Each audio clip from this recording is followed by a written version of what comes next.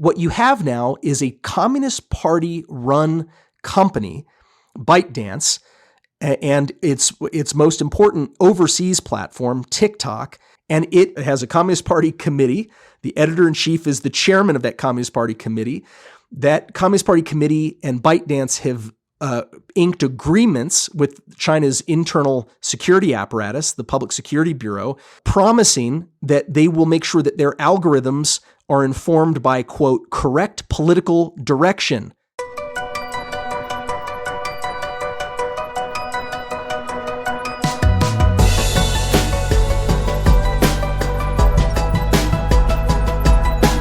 Before we get to our conversation, a little bit of housekeeping. We're moving our publishing of our episodes from Fridays to Mondays. So starting with today, keep an eye out in your feed when you start your week. Now on to our conversation with Matt Pottinger. From civil disobedience we've not seen since Tiananmen Square, and letting go of zero COVID policy, and a leadership tightening its political grip in unprecedented ways, this has been quite a few weeks in China. What is U.S. policy in response? In response to the protests, dealing with semiconductors, dealing with Taiwan, and also what's U.S. policy on TikTok? Matt Pottinger returns to the podcast. Matt covered China and lived in China as a journalist for Reuters and then the Wall Street Journal. And then in his early 30s, he made quite a career change. He joined the U.S. Marine Corps and had multiple combat deployments in Iraq and Afghanistan.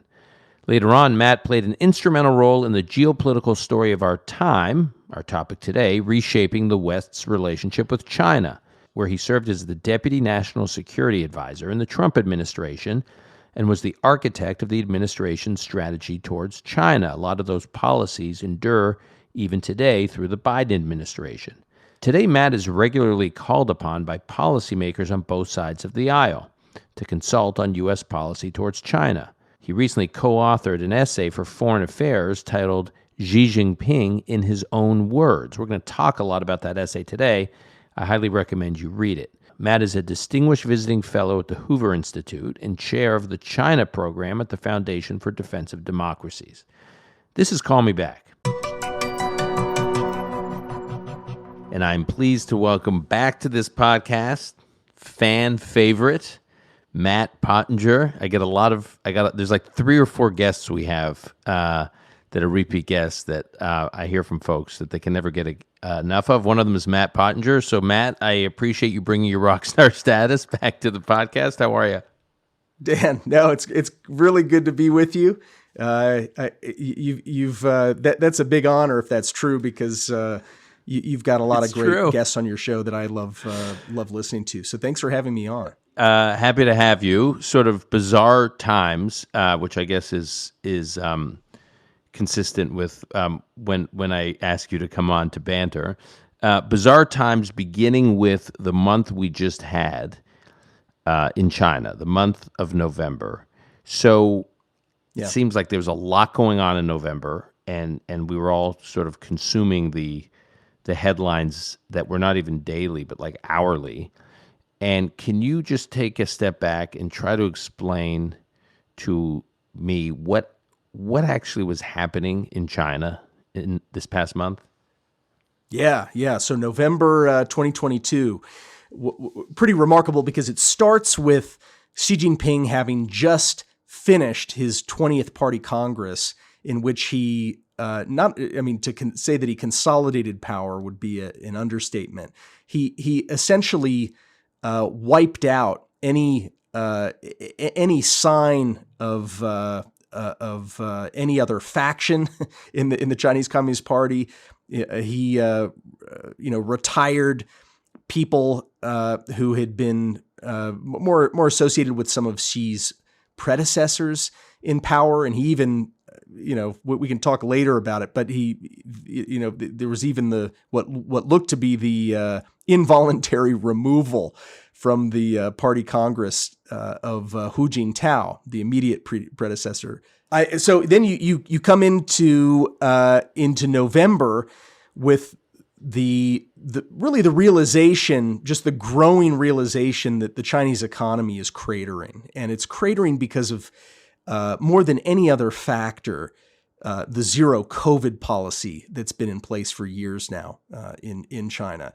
And so what we saw at the beginning of the month was kind of interesting. You saw the first creeping signs that there was a desire to try to shake off this policy that is bears the personal imprint of Xi Jinping by fine-tuning it and doing things like changing the incentives for officials so that they would err on the side of being less zealous in their execution of the zero COVID policy, as opposed to punishing officials for being too lax. So this is how the month started off, and it looked like they were trying to go into something that I would call a controlled burn, to let this virus start burning through the population, but in some kind of a controlled fashion, given that Chinese people are not vaccinated with advanced vaccines. They don't have access to mRNA vaccines. That was a policy decision by Beijing not to approve their own and not to approve foreign mRNA vaccines. There was a decision to basically incentivize officials not to be overzealous suddenly. But the thing about Omicron, as we found out, is there's no such thing as a controlled burn. This thing is the honey badger of COVID variants. It just don't care.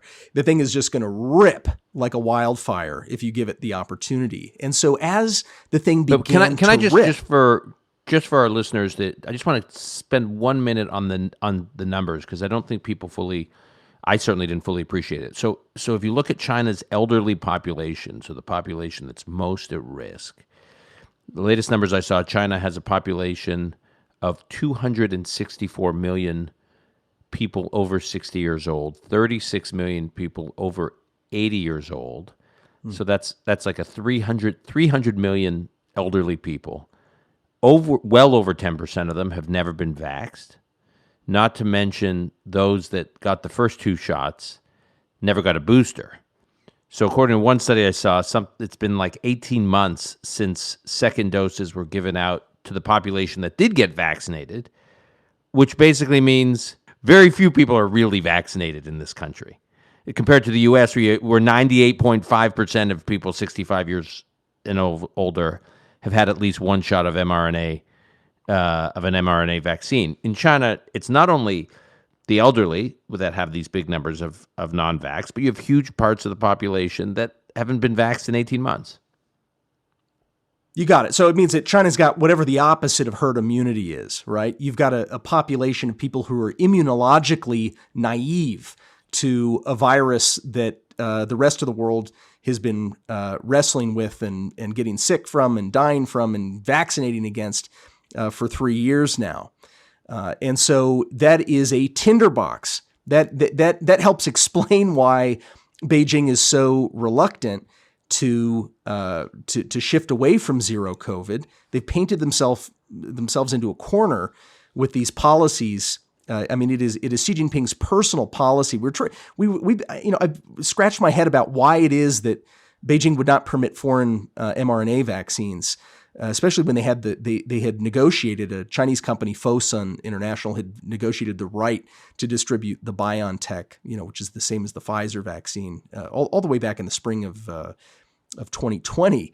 And a couple of colleagues and I were able to trace the decision. We're fairly confident to a couple of speeches that Xi Jinping gave in March of 2020, so very early in the pandemic, when he said he visited a couple of biotechnology research labs and said China will control the core technologies for biotech, especially core technologies related to COVID. And the signal that sent from interviews that we've done, just talking to people across China, the signal that sent was, we're not allowed to use foreign stuff. We have to have our own. We're not going to be allowed to import a vaccine that the rest of the world is using. And so through that decision, almost 3 years ago, China has put itself into this incredibly precarious position right now. We think of China before the COVID crisis, the conventional narrative about China among the academy, in finance circles, in tech circles, was that China was this innovation juggernaut in a number of sectors, not the least of which was biotech and pharmaceuticals. And they don't have an mRNA vaccine.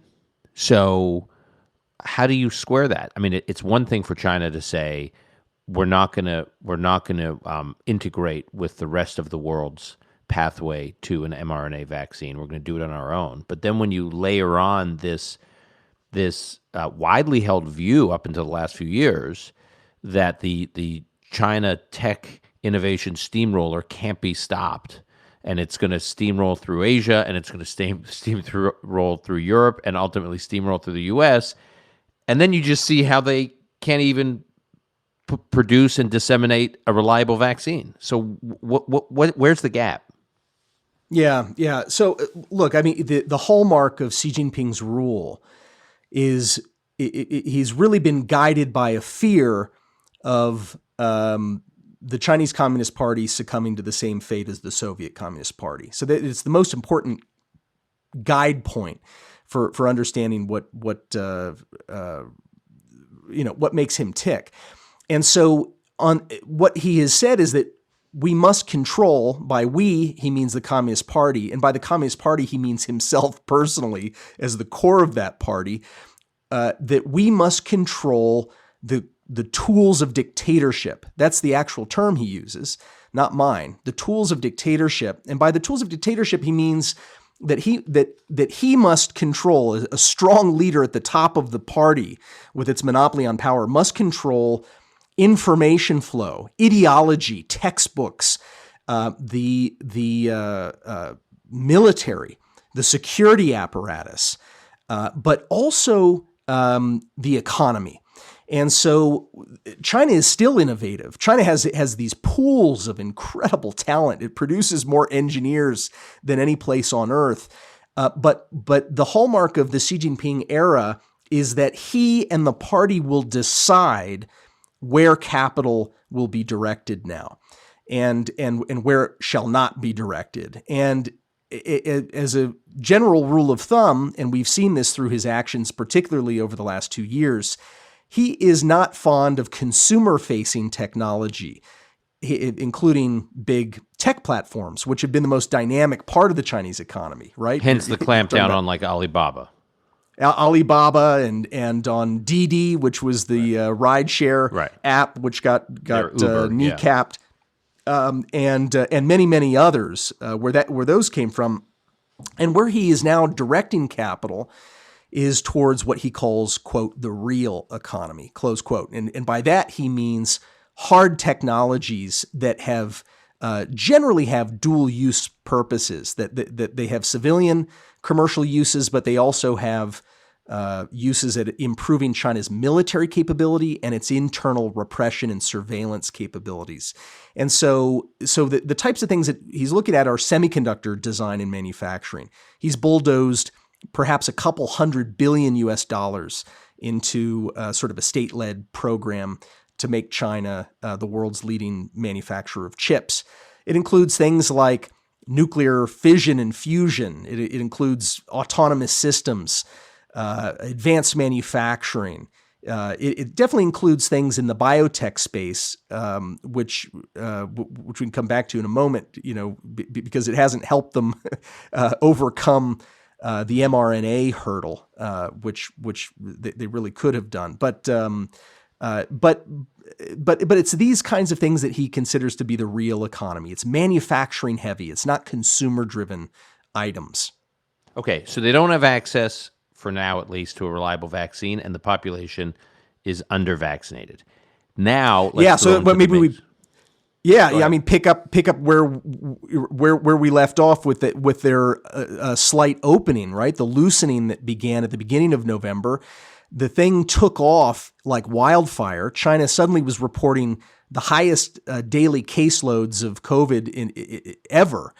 And I think they started to panic. And so what you saw was a reversion to the draconian lockdowns like we saw, like the spring lockdown in Shanghai. And some of these lockdowns were hardest and in those places that were beginning to experiment with loosening, like the city Shijiazhuang, which is the capital of Hubei province, not far from Beijing. They had been experimenting with sort of a looser approach, but then they had to snap back with a vengeance. The city of Urumqi, which is the capital of the Xinjiang region in the northwest of China, which is famous right now for its repression of traditionally ethnic Muslim minority groups like the Uyghurs. That area over the summer had been experimenting with a more open policy, and then cases started to spread as tourists were visiting Urumqi over the summer and then going back to other parts of China. They were bringing COVID with them, so there was a draconian snapback lockdown that has been going for more than 100 days. And so you have this sort of oscillation between experimenting with a looser policy and then snapping back to tougher lockdowns than ever. That was what was going on over the course of November until we got to the end of November, when you had a few things happen in short order. But before we get to the end of November, let me just ask you, I'm still just to zero in on what the motivation was for those paradoxical moves that you're describing.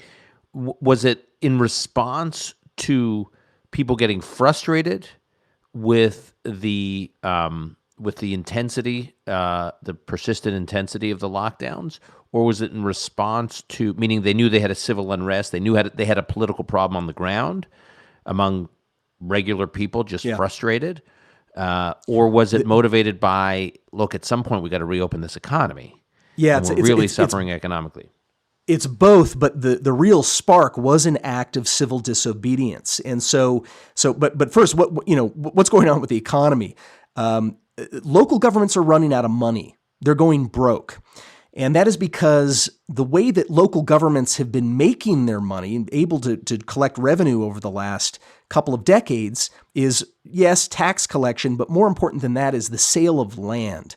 They sell land to property developers. The property developers borrow money from state banks. They build, they sell apartments, and this cycle has been what has provided most of the provincial and city and local level financing. That came to an end a couple of summers ago when Xi Jinping, quite understandably, came to view the overheated and badly over-leveraged residential property sector as a major threat to their financial sector, to the whole financing system. And so he imposed some draconian, well, I wouldn't call them, he imposed some very strict rules that he called the 3 red lines. And in short, what those were designed to do was to prick the property bubble and really shift the Chinese economy towards other endeavors than building apartments that in some cases just become a target of speculation. There are far more apartments than there are people available to buy and live in those apartments. So the bumper sticker that Xi Jinping had was, houses are for living in, not for speculation. But that dried up that revenue stream. And so what you have right now are governments that don't have enough money to even pay for the testing for COVID that they're required under the zero COVID policy to carry out constantly. They don't have the money. So you have this strange situation where you actually have testing companies going bankrupt in China when there's never been higher demand for testing because no one can pay for it. And so part of it was an economic reason, the primary reason, but then you had the spark in the city of Zhengzhou, which is the capital city of Henan province. Sometimes Chinese people refer to Zhengzhou as the Chicago of China. It's central. It's a major transportation node, lots of manufacturing that goes on there, including the guys at Foxconn who have about 200,000 people working in a major factory. It's the size of a city itself. And they make our iPhones. They make iPhones for the world market. And there were some positive cases there in October that led to a lockdown, the attempt to impose a lockdown on the 200,000 workers there. And here you had the first known major act of civil disobedience over the last, more than a couple of years, where people just started jumping the fence. They started clipping barbed wire, hopping over barbed wire and chain link fences by the thousands to get out of the factory where they worked, making our iPhones, so that they wouldn't be locked down. And so that really shook the system, and I think that helped precipitate that first experiment with loosening a month ago. Okay, so that gets going, and then we start to see this phenomenon pop up all over the country, right? Or not maybe all over the country, but in a number of very important provinces, the civil unrest. Yeah, well, the civil unrest followed the sort of snapback that took place after within just a week or 10 days, the caseloads were coming back so high in mid-November that they started to reimpose these lockdowns again. And then the Foxconn plant in Zhengzhou again became the site of not just an act of civil disobedience of people hopping the fence, but people who had been lured back and promised that they would have adequate food and water and so forth, who came back, did not get, reportedly were not paid what they were told they were going to get paid. And then the lockdown was tightened. And so that led to a riot at the Foxconn plant that had to be put down by police wearing riot gear, and shields and the like. But that was then followed by the biggest spark of all, which was a literal one. It was a fire that broke out in an apartment building in Urumqi. Remember, I just mentioned that Urumqi's been under lockdown for more than 100 days. People are going crazy. But a fire broke out in a building, and the fire department, when it responded to the fire, was unable to get close to the building. And we've read that there are a couple of possible reasons for that, both of them directly related to the zero COVID policy.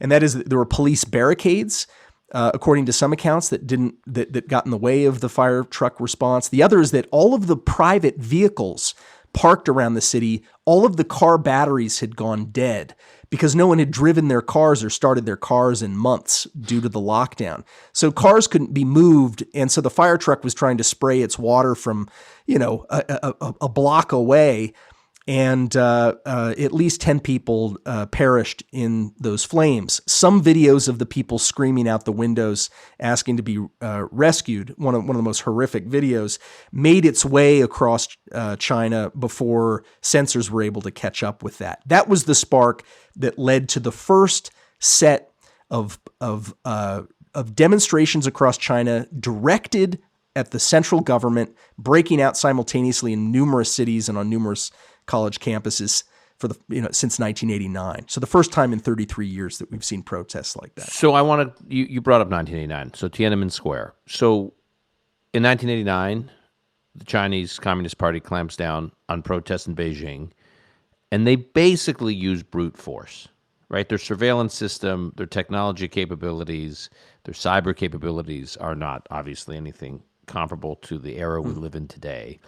And so it was just visually obvious that this was just like tanks rolling, literally like all but rolling over people and just slaughtering, these young student protesters. Compare that to what a clampdown looks like today. Yeah. So 1989, like you said, it was brute force. They used young soldiers carrying rifles and machine guns and driving armored personnel carriers and tanks to crush the 1989 pro-democracy protests. Hundreds, if not thousands, died in those, in that crackdown. And what China has done in the 3 decades since is they have funded their domestic security apparatus to a degree that no society has ever seen in history. They spend more money on their internal repression system than they spend even on their military. And their military is now rivaling the U.S. military in terms of the levels of spending, especially when you compare it to purchasing parity, right? So they have acquired anti-riot gear, which gives them some options other than opening fire on crowds. But far more important than that are the really the totalitarian digital surveillance. You've got hundreds of millions of public cameras that are around Chinese cities that are backed with artificial intelligence, facial recognition software. Everyone carries around their own surveillance device in the form of a smartphone. Meaning they're involuntarily, every citizen is involuntarily totally providing surveillance capabilities. Just to give you a themselves. sense of how deep the security apparatus goes into your personal phone in China, owners of phones made by Huawei reported this week that protest-related content that they'd saved on their phones, including videos and web postings, all began to vanish from their phones involuntarily. So everything you do, everything you communicate, every site you visit, every dollar you spend, because in China people don't use cash anymore. You use digital payment systems that are carefully monitored by the state. They know everything about where you are, who you interact with, what you're thinking, what you're reading, what photos and video images you have on your phones. And so the other thing they've been doing now is really stopping people on the streets and in subways to make people open their phones, and then they're searching for what apps as well as what photographs are on the phone. If you have a virtual private network, or you have a Western platform like Twitter or Instagram or YouTube on your phone, that can be grounds for a fine or even arrest. And so these are the same techniques that they've been using for the last 6 years out in Xinjiang, where you've got an archipelago of concentration camps now for ethnic minorities. They're beginning to use those techniques in places like Shanghai and Beijing and Nanjing and Zhengzhou now as well. So, I mean, you've said that what the U.S. contends with in its competition with China is a conventional military and nuclear capability in China. There's nothing comparable that the U.S. has had to deal with that in terms of what China has at its disposal, at least in the nuclear age.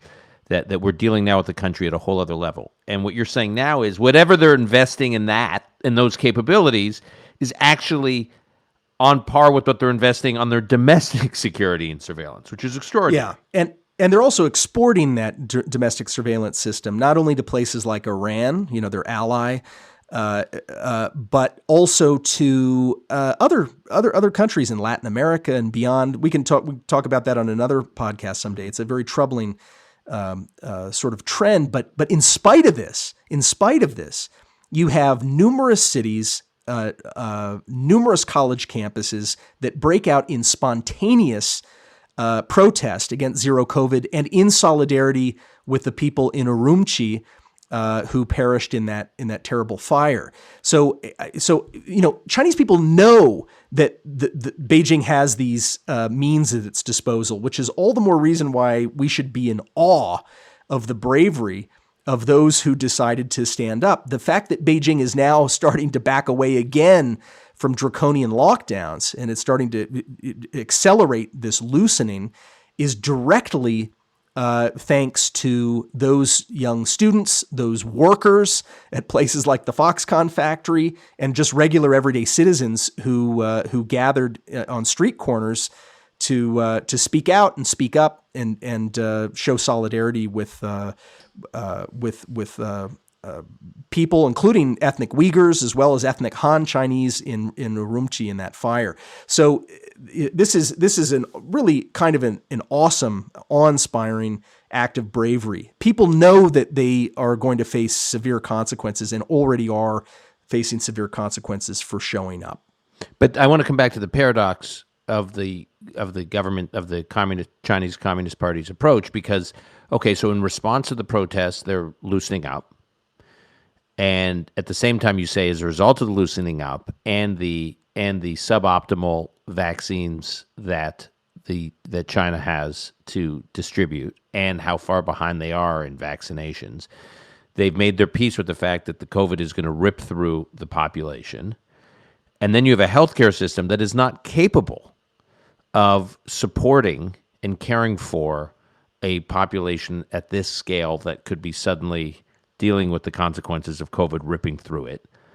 There just aren't enough hospital beds. There isn't enough high-quality health care. I mean, people have these Marxist fantasies about how much better and equal and tolerable health care is in communist countries. And we're about to see a test case in that, on how good this healthcare system is. Because if COVID's about to rip through the Chinese population at the numbers you are projecting, and you have data on the number of hospitals and hospital beds, it just doesn't add up. Yeah, it's going to be horrendous. You're not going to see an enormous amount because of censorship. You're not going to be able to see in real time, except through snippets of video and witness testimony that bravely gets shared with the world. But what we're going to see is a horrendous testing of the medical capacity of China, and we should also hold in awe the doctors and nurses that are going to bear the brunt of this, and they're going to bear the brunt of it thanklessly, because there is not going to be permitted news coverage on the significant spike in cases and in deaths that are going to occur there. Look, we're moving from a zero COVID policy to what's going to look like a zero death policy, except people are going to be dying by the tens and then hundreds of thousands, if not more. But Beijing is going to forbid the reporting of COVID deaths. They're going, and we've seen this testimony from very brave Chinese journalists who've written about it. Mu Rongxue is one of them, who wrote a book, Deadly Quiet City, that's out now in English language. In his accounts, he interviewed Chinese doctors who were dealing with the COVID cases at the very beginning of the pandemic, and they were instructed explicitly to sign death certificates fraudulently 100% of the time. So everyone who died of COVID, the doctors were required to attribute those deaths to causes other than COVID, and that's going to continue except on a mass scale. China still only has a death toll for the whole 3 years of the pandemic. The death toll still stands at just a little over 5,000 people, even though we know that there are millions of people who've caught COVID. So this is going to be an act of incredible censorship and repression and suppression of information. But behind the scenes, the doctors and nurses are about to go into the fight of their lives. Okay, so now that was November. Now let's rewind the tape back to October, which you referenced a little bit, but I just want to get it. October, we had this extraordinary 20th Party Congress of the Chinese Communist Party. There was this dramatic removal of Xi's predecessor, Hu Jintao. Can you go back to that, talk about the significance of it, what happened at the Party Congress, why this was so unprecedented? Yeah, well, look, the Party Congress marked the end of the first decade of the Chinese dictator's rule and the beginning of his second decade.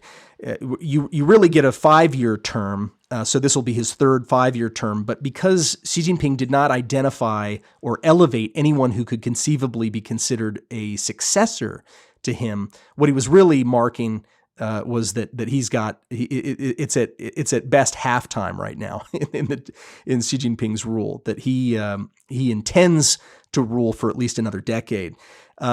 He codified his ideology and his worldview into the party charter, the Communist Party charter, literally through a resolution that amended that charter, but also through his work report that he issued, like every general secretary of the Communist Party issues at the beginning of the Party Congress. And what he focused on was this idea of struggle as really the new guiding principle under his rule. Struggle, that word is really a Stalinist. It's the word struggle in the Stalinist and Maoist sense of the word, and it has a lot of meanings. But it's really about identifying and isolating internal enemies internal to the party, internal to China, and external to China, and then mobilizing the party and all of its formidable security capabilities and also really the acolytes of the party against those enemies within the party, within China, and beyond China's borders. And so Can I just say one thing, now, Matt? I just one of the reasons I like staying in touch with you is when you read the Western accounts of these meetings, like the Western account of this 20th Party Congress, you get the official translations of what happened at these meetings. And you've pointed out to me that the Communist Party changes, like really micromanages these translations. So for what is seen in terms of Western media consumption is not actually the words that were chosen. And you like this one you've zeroed in on, right? Struggle was you, if you actually can do the translation from Chinese, which I cannot, you can, and people who work with you can. But the official translation to English did not use the word struggle. That's right. The word is douzhang in Chinese, and it was selectively translated. I think once they mentioned the word struggle in the Xinhua English language, but all of the other references to struggle were deliberately mistranslated using euphemisms like improving efficiency or persistence. These kinds of phrases. Persistent hard work was one of them. And so the party is doesn't really want the outside world to know how the party and how Xi Jinping talk when they're talking to themselves, which are the important conversations that are taking place. So if you look at like we did in this foreign affairs piece that Matthew Johnson, who's a colleague at the Hoover Institution, and David Feith, who you know, who was in the State Department, and what we did was we looked at 10 years worth of Xi Jinping's internal facing speeches, as well as documentary films that he commissioned and textbooks that quote directly his ideology, the state ideology of Xi Jinping thought. And what we found is that frequently the party doesn't translate those speeches at all into English, or when they do, they wait weeks or months or years before even releasing those speeches in Chinese form. But these are the important speeches. It's not what Xi Jinping says when he's meeting with a foreign dignitary or when he's giving a speech at Davos. It's the speeches he delivers to the Central Commission of the Communist Party. That is the guidance that he's giving to that whole formidable system of almost 100 million Communist Party members, so that they know what's what his priorities are and how to conduct it. So if you wade through those speeches, which haven't been translated into English, and it's not fun work, I got to tell you, you end up with far greater insight at the end of that exercise about what matters, because there are consistent threads about that really paint a picture of his worldview in his own words. Okay, so I want to quote from this foreign affairs piece. I mentioned the piece in the introduction. It's a terrific essay. I cannot recommend it enough. Again, it's called Xi Jinping in his own words: what China's leader wants and how to stop him from getting it. We're going to post it in the show notes, but I just want to quote from it. So we often point to Putin describing the breakup of the Soviet Union, or the fall of the former Soviet Union, as the greatest geopolitical catastrophe of the 20th century. And you point out that it's not just Vladimir Putin who's made that point about the Soviet Union. Xi Jinping has also pointed to the former Soviet Union. And in this foreign affairs piece, you point to a speech that Xi gave, a closed-door speech to Communist Party leadership in December of 2012. So, basically a decade ago. Yeah. Just right after the U.S. presidential election, when Barack Obama was reelected, and I might point out in an election where Mitt Romney pointed out that Russia was a major geopolitical threat and was derided for it. But here Xi is pointing to the experience of Russia and the former Soviet Union, and I want to quote from this because apparently a Chinese journalist, according to you guys, released the speech in early 2013, and Xi writes, again, a decade ago, "Why did the Soviet Union disintegrate? Why did the Communist Party collapse? Why did the Soviet Communist Party collapse? An important reason was their ideals and beliefs had been shaken. It's a profound lesson for us to dismiss the history of the Soviet Union and the Soviet Communist Party, to dismiss Lenin and Stalin, and to dismiss everything else is to engage in historic nihilism. And it confuses our thoughts and undermines the party's organization on all levels. So he's looking here, Xi is looking at the experience of the former Soviet Union and saying it is easy to get confused by this. It is historical nihilism, and we got to be on guard or we are headed for the same path. Yeah, you got it. I mean, this is the first major address that we know about after his elevation to the general secretary, almost exactly 10 years ago, as you said. And the speeches that follow that one follow very different, very similar themes. In January 5th, 2013, he gives a major address to members of the Central Committee, and my colleagues and I've come to view that as really his inaugural address. In essence, it's the closest thing to an inaugural address. But he hits very similar themes and basically says, "Look, the mission here is to ensure that we achieve communism and that capitalism perishes." And it is inevitable that it will perish, and that socialism, by which he means socialism is practiced by the single-party dictatorship, becomes the standard for the world. So, people may scoff at that and say, "Yeah, but I mean that's not realistic." Maybe it's not realistic. I happen to think it's not realistic that he's going to achieve that goal. But the problem is, I'm not convinced that Xi Jinping, understands that. Okay, that Xi Jinping understands that his reach really exceeds his grasp on these issues. Much like his best and most intimate friend, that's his quote in describing Vladimir Putin, who thought that he could topple and annex the whole country of Ukraine in a matter of days. And here we are almost a year later into the bloodiest war in Europe since 1945. And, Xi Jinping, I think, may have ambitions and goals that at a minimum we need to understand and respect, that these are deeply held, deeply rooted beliefs and goals on the part of one of the most powerful people in the world.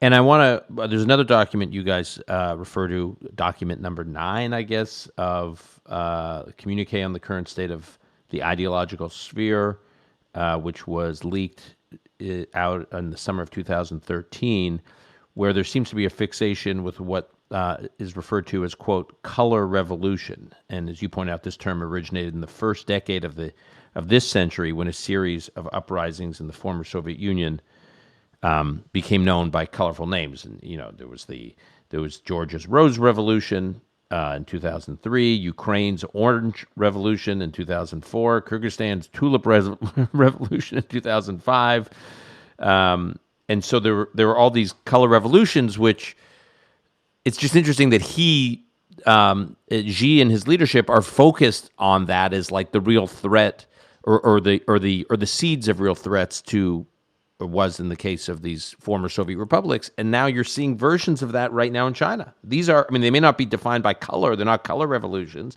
but this is exactly what he was afraid of. Yeah, exactly. And so you mentioned document number 9, which was it was a secret document that was leaked. And, but it is unambiguous. The Chinese Communist Party does not want the outside world to know about things like document number 9. I remember confronting at an event a senior Chinese official, I think it was in late 2013, and asked her about document number 9, and she just flat out denied there being such a document. Said, what year was this that you confronted her? I think it was late 2013. Oh, wow. And so she just said, after his leak. Look, that you're talking in rumors, she said. In fact, this document, it is an extremely important document within the Communist Party, because it's basically designed to stamp out what it calls, quote, false ideological trends. And it includes a long list of those things: constitutional democracy, the notion that values are universal, that Western, what we sometimes call Western values, are universal. Remember, China has signed up to the UN conventions that state that these values are universal, about human rights and civil and civic rights. Here in their internal documents, they're saying no. The concept of civil society, it says, is verboten. Economic neoliberalism, journalistic independence, challenging the party's version of history. All of these things are really, and it also warns against, as you mentioned, color revolution, right? And this is the thing that really keeps Xi Jinping up at night. The idea that people are, in neighboring countries or at home are going to begin agitating for those same rights that the Communist Party externally claims to uphold, but internally, in documents like this one, say are totally verboten and pose a grave threat to the Communist Party dictatorship. So this is the stuff that really matters. This is the guidance that the 100 million nearly members of the Chinese Communist Party are following day in and day out. Is this fixation on other uprisings in the case of the former Soviet Union a real Xi? Is it like unique to Xi, or previous or predecessors of Xi focused on other such revolutions or uprisings in the form like the 1956 uprising in Hungary, or the 1968 uprising in Prague, or the 80-81 protest movements in Poland that the Soviets or the Warsaw Pact had to clamp down on each one of those in various forms? Were predecessors of Xi focused on those the way Xi is focused on the color revolutions of the early 2000s? Yeah, they were, and I mean those color revolutions that began at the beginning of this century were things that Xi's predecessor Hu Jintao was very concerned about. Remember, there was talk of this Jasmine revolution potentially breaking out in China. I mean, his predecessors were equally, well, I would say they were also concerned, but Xi Jinping was the first leader at the very top to begin talking openly about color revolution as a major threat, the way that he has. He uses that phrase not only in documents like document number 9, but he is quoted that phrase much more recently and personally, including in conversation with Vladimir Putin and in their readouts of meetings with Vladimir Putin and discussion of their no limits pact that they agreed to in February of this year, right on the eve of Putin's re-invasion and attempt to decapitate the government of Ukraine. So look, Xi Jinping is a product of the party that he now heads. He is not a total aberration in terms of the end states and the goals that he's seeking. What sets him apart is the speed at which he's trying to achieve them, and the means by which he's trying to achieve those end states. So his personal imprint is on every policy today. He is the most important person to read and watch and understand if you want to know where China is being steered and what its at least its immediate future looks like. When I look at, but before we let you go, when I look at some of the other personalities that he has elevated or he has made extremely relevant, you said a number of these figures in your number of these names in your foreign affairs piece. I just want to focus on two of them because I think they speak to a lot of what's going on and what we're dealing with. So one is, and I may mispronounce the name, He Weidong, who's a military leader in China and has just been elevated by Xi to be one of the two vice chairmen of the military commission. So explain what that means to be vice chairman. Yeah. So Xi himself is the chairman. Yeah, you're right. Xi Jinping's got a lot of titles, and the least important of which is president, by the way. I wish people wouldn't use that phrase in our press reporting and the like, because it's not it's a ceremonial title. His more important titles are General Secretary of the Communist Party and also Chairman of the Central Military Commission of the Communist Party. And that's chief. That makes him the commander-in-chief, because the military is not a state organ. It is loyal only to the party. And so this is the party body that directs the military's manning, training, and equipping and planning for war. And so Xi is the chairman of that group, and he has two vice chairmen. He reappointed Zhang Youxia as the first vice chair.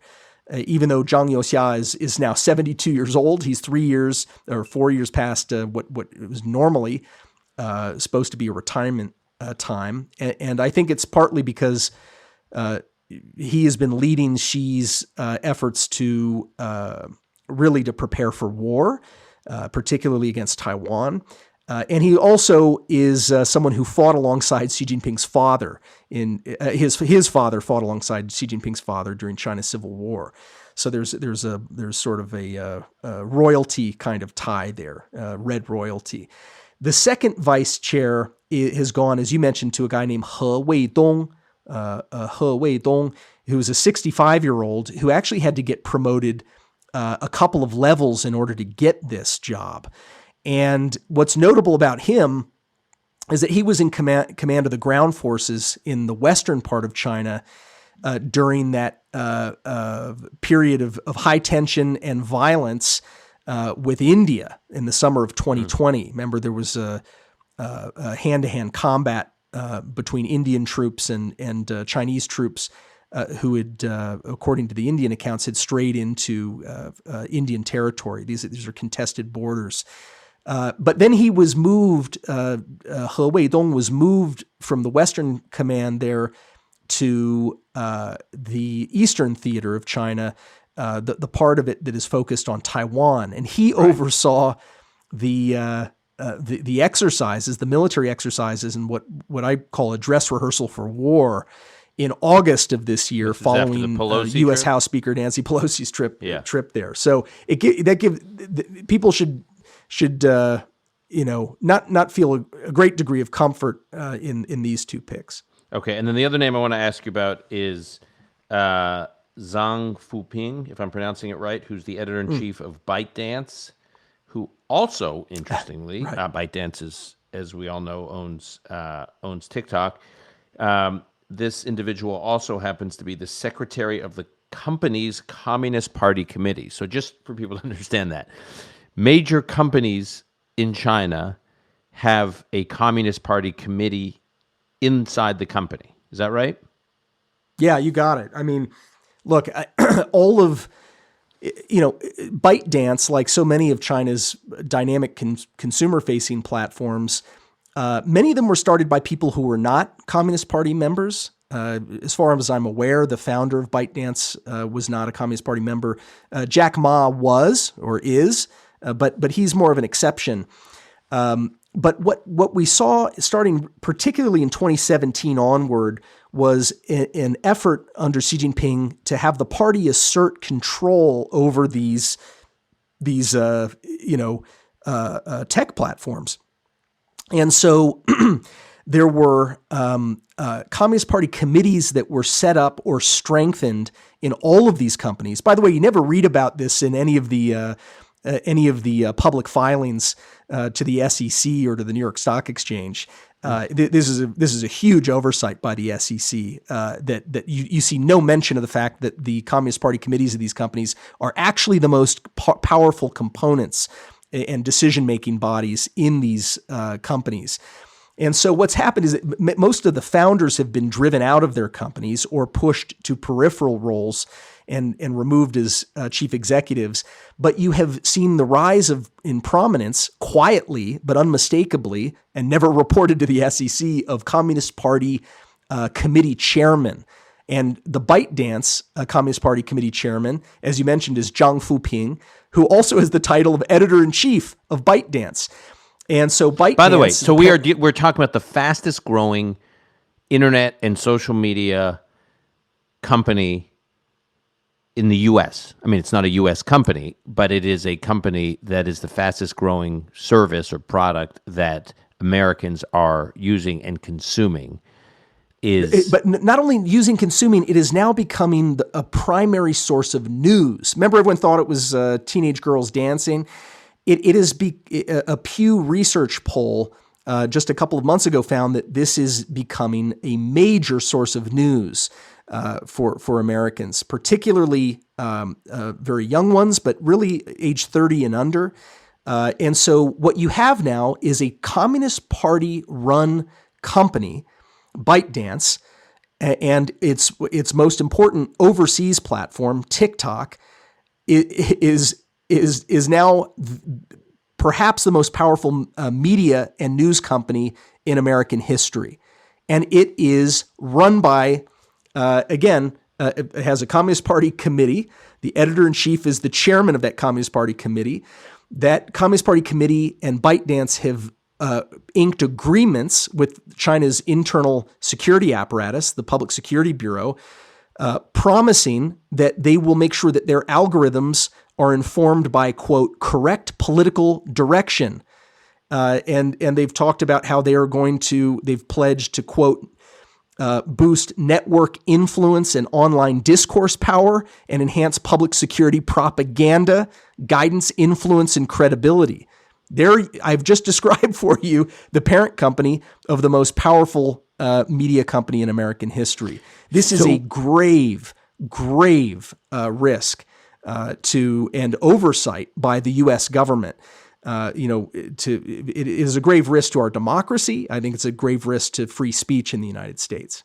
So it seems that the U.S. government, the U.S. administration, the Biden administration, in many respects, there's been like a continuum between the Trump administration and the Biden administration on a number of China policies, obviously dealing with the not letting China become a dominant manufacturer of semiconductors, of chips, the way they have in other areas of telecommunications, IP and manufacturing, and in some pharmaceuticals, and in advanced batteries, and in solar panels, and I can go on and on and on.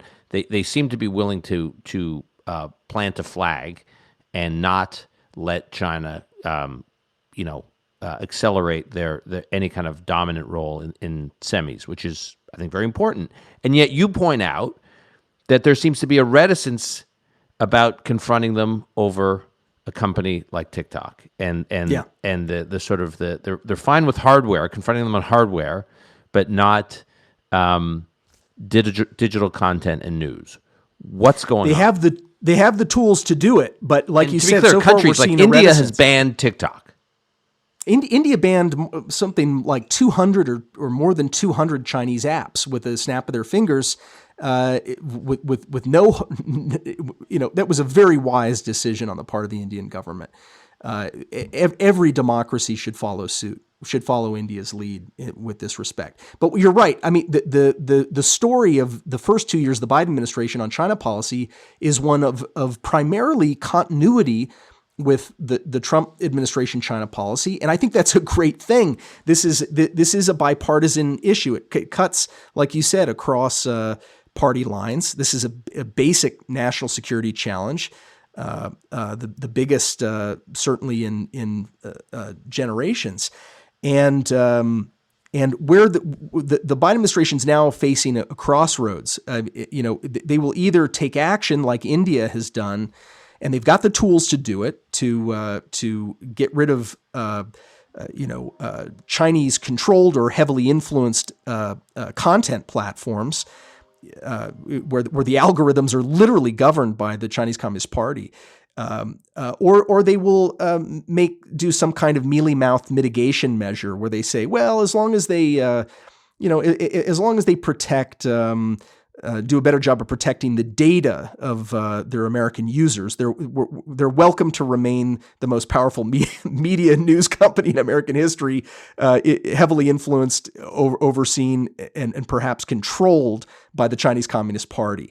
That will be a significant detour away from what I think has otherwise been a pretty good thrust of the China policy of the Biden administration. I mean, the data thing is only part of the picture, and it is true that TikTok's algorithms are extremely, in fact, unique in the degree to which the lengths to which they go to capture data from their users, data that they should not need in order simply to make the content more interesting or attractive. And so this is it's really sort of, it'd be like saying, look, you're welcome to sell fentanyl into American communities so long as the fentanyl dealers promise that they're going to protect the data of their users and not send it back to the drug cartel. This is the equivalent in digital terms to that. So I really hope the Biden administration steps up and takes actions to protect our democracy, protect free speech, protect the public health of our citizens, because TikTok is a serious problem. Okay, I want to come back. We'll come back to that. We're going to wrap. You've been incredibly generous with your time. I just want to. There was one question I meant to ask earlier, and I didn't ask, and it's been something I've been thinking about a lot recently. And even though it's a little out of order, it seems to me that over the last basically ever since China ascended to the WTO, and seemed to begin a real integration with the global economy, there was this. Again, I'm saying this from afar as an observer. There was like this deal that the Chinese Communist Party had with the Chinese population, which is we will dramatically improve your quality of life. We will move hundreds of millions of people from rural areas into urban areas. We will create a vibrant and large and long-lasting middle class by virtue of these steps we are taking, this liberalization, if you will, of our economy. But political repression and the tools of political repression are not going to change. We are still a version of a totalitarian regime.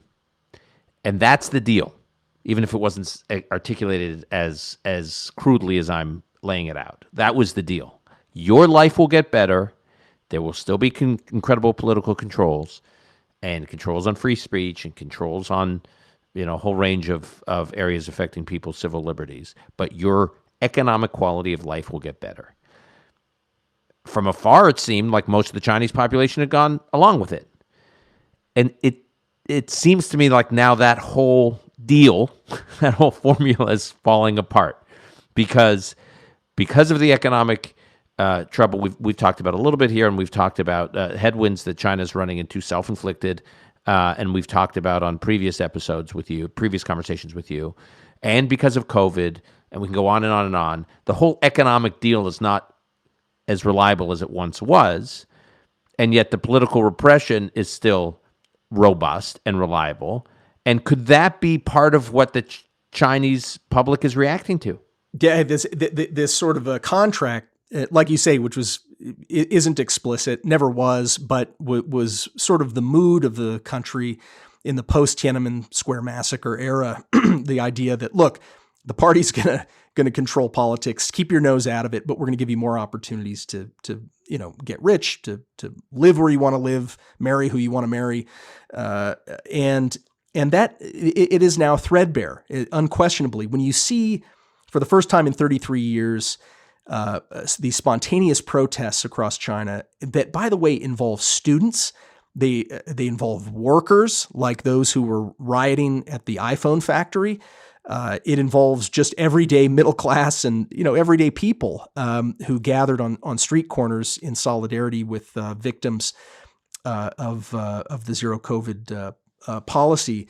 That sends a very loud signal that that contract that you spoke of is in breach on one side, and I'm quite confident that Xi Jinping has not missed this fact, given the reports on his meeting with the European Council president just a few days ago, where Xi acknowledged that there were protests and acknowledged that they were related to zero COVID, and he also acknowledged that it's going to be very important for China to figure out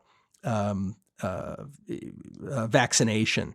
Although he didn't talk at all about foreign vaccines, but this shift back towards a loosening posture, back towards that experiment that we saw a month ago, is a sign that the people's voices matter.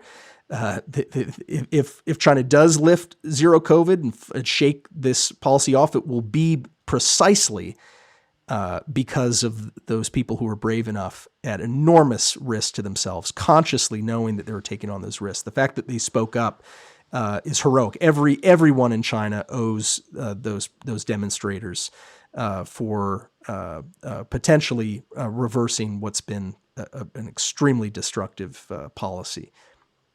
Hey, by the way, one thing that occurred to me when we were talking about TikTok, there is a bill in Congress that's been forwarded by Senator Rubio. And Mike Gallagher in the House, right? Rep Mike Gallagher in the House to ban TikTok.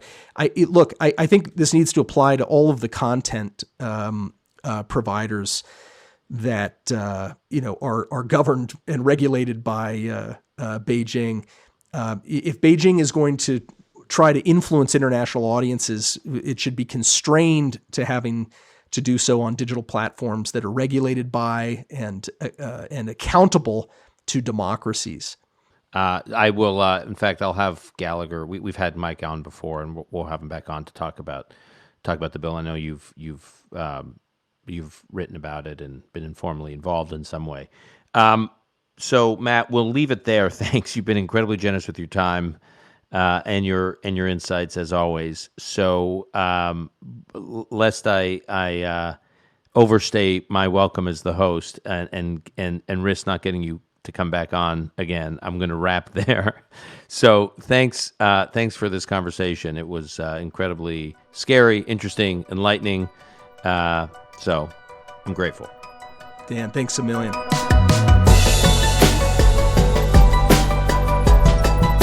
That's our show for today. If you want to follow Matt's work, you can do it at the Hoover Institution, a think tank at Stanford University, hoover.org, or at the Foundation for Defense of Democracies, fdd.org.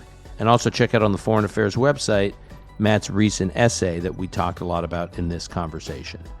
Call Me Back is produced by Alon Benatar. Until next time, I'm your host, Dan Senor.